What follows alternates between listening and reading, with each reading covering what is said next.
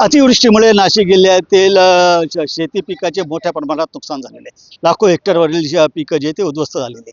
शासनाने त्यांच्यासाठी पॅकेज देखील जाहीर केलेलं आहे. मात्र नुकसान भरपाई घ्यायची असेल तर त्याच्यासाठी काही अटी शर्ती लावण्यात आलेल्या आहे. मुख्य अट ती फार्मर ID लावण्यात आलेली.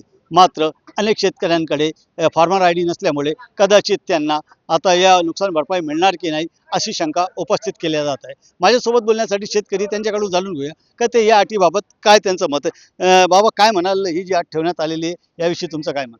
ही जी अट ठेवण्यात आलेली आहे ही अट शिथिल केली पाहिजे. कारण फार्मर ID काढताना सगळे लोक शेतकरी ते सगळ्या शेतकऱ्यांना त्यातलं ज्ञात नाहीये, माहिती नाहीये.